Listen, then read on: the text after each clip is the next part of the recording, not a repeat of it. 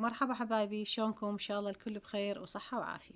اليوم ان شاء الله على بركة الله الفيديو مالتنا تقريبا روتين اليومي. شنو طبخت غدا وشنو سويت العصر، وفرد نوع من المربى سهل وبسيط وما يحتاج لأبد شغل، والطعم يجنن. هسه هنا مثل ما شفتوا.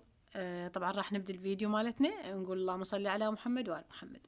هنا عندي السمج نظفته زين، هذا السمج سمتي نظفته وغسلته وملحته وتركته.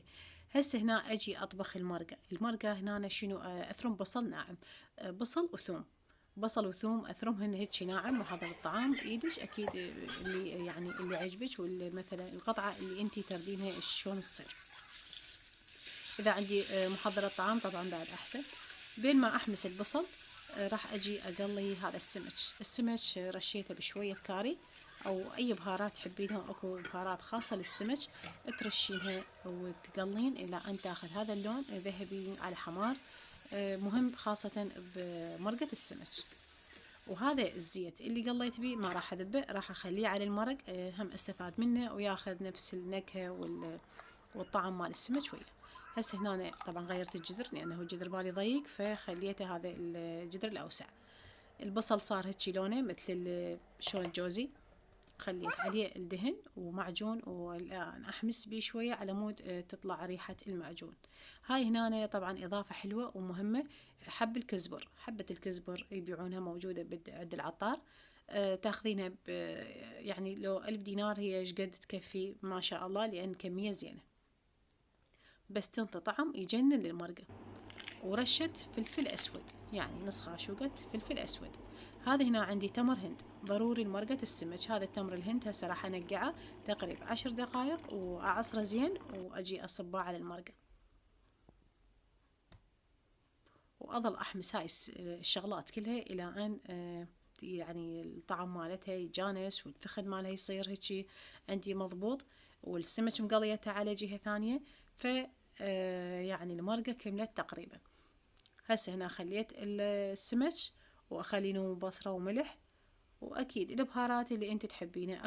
اكو ناس تخلي كزبر هذا الاخضر الثرمة وتخلي، يعني كل من وطريقته بالمرقة السمك. طبعا انا بطرق السمك او يعني اتفنن، ما معتمدة على طريقة واحدة، لا، مرة هيك ومرة هيك، فاشوف يا طريقة اضبط عندي اظل استمر عليها. وهنا عندي ثوم، هسه راح يعني شي شغل امرده واخليه على المرقة تقريبا، وهاي نوم بصرة. هسه هنا تقريبا 10 دقائق واطفي المرقة. شوف الثخن مالتها هو هذا اللي اريده. وهاي كملت عندي المرقة، واكيد اطبخ وياها التمن، واللي حاب بعد ياكل وياها خبز فكل من وشنو يحب ياكل بيها. هسه هنا تقريبا كملت الغداء، وهذا هنا اجي اصبن صبيت الغداء، يعني هذا شكل النهائي. وشوفوا هاي هنا المخللات او يعني اللي طبعا مسويتها بالقناة، هذا تشوفونه بالمتبل اللهانة الحمراء. الطريقة مالته جدا بسيطة، وإن شاء الله أتركها لكم بأول تعليق اللي حاب يسوي هاي الطريقة، وما محتاجة يعني مواد أبد، وما مكلفة صدقوني. وفرد يعني نوع من المقبلات أو الطرشي اللي أعتبره أو الحامض كيفكم تخلينه وضال بالثلاجة، يعني خير من الله، تقريبا يكفي شهر وما عليه أي شيء. هسه راح أسوي مربى الفراولة. هاي مربى الفراولة طبعا فرد نوع مربى، يعني والله يعني عن نشتري فرق كلش كبير، وكمية زينة، وطبعا سعرها مرخيص 750 الباكيت. يعني هسه هذا شوفون راح يسوي لي كمية زينة، وتقريبا علبته بشيشتين. ومن بعد ما انظفها راح اجي اقصقصها بالحجم اللي اريده. اكو طرق ان تثرمينها، نعم، شلون الزلاطه، بحيث الخليط يصير يعني الشيره او العفو المربى تصير ذايبه، ما تحسين اكو قطع فراوله.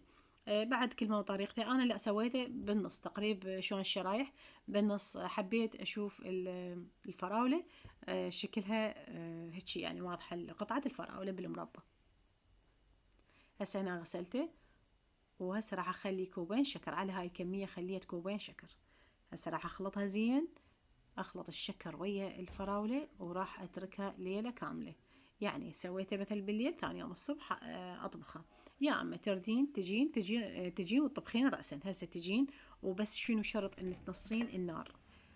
بس هاي الطريقة الليلة كاملة لا، تجين ثاني يوم أو تشغلين الطباخ عادي. شوف هسه هنا أنا شلون الماي مالتها، هاي الليلة كاملة تركته فذاب الشكر فرد مرة ويا الفراولة. يعني حسب انتي الطريقتين يصير عادي، بس هاي الطريقة اشوفها اضبط تصير عندي وما تكسر ماي ولا تاخذ وقت. ذيك الطريقة لا، تاخذ وقت اكثر. يعني تنصين النار وتعوفينها على راحتها الى ان شلون تعجد او تطبخ. هسه هنا أنا عفتها على النار وتقريبا خذت مني نص ساعة أو ثلث ساعة، وما خليت أي شي ولا ضفت أي شي. اللي راح أضيفه شنو؟ عصرة ليمون. يا أما ما عندش ليمون لمندوزي هيك بطرف الخاشوقة مالت الشاي، لمندوزي. انتبه إنه ما أكثر اللمندوزي، بس ضروري تخلين لمندوزي لأنه يشكر فالمربى ما تصير مضبوطة. بس هنا عندنا يا أما ليمون يا أما عندنا اللمندوزي. هسه كل شوي احركه. شوفوا الوغفر اللي صار. هذا الابيض احاول اشيله، الوغف الابيض احاول اشيله خفيفه، طبقه خفيفه كلش ما اكثر،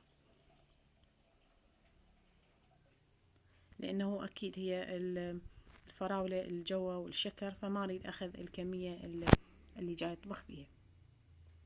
وهنا عصره الليمون خليتها بالاخير تقريبا. هسه عندي 5 دقائق واطفيها. الثخن مالتها اللي انتي شو تحبين، اكيد كل من يعني الشغلة اللي يحبها الثخن مالتها. بس عني احب يعني هذا السائل الخفيف يصير اكثر. وهذا شكلها النهائي، والف عافية على عيونكم حبايبي. اذا عجبكم الفيديو لا تنسونا لايك واشتراك وتفعيل الجرس، وانتظروني بفيديوهات جديدة ومع الف سلامة.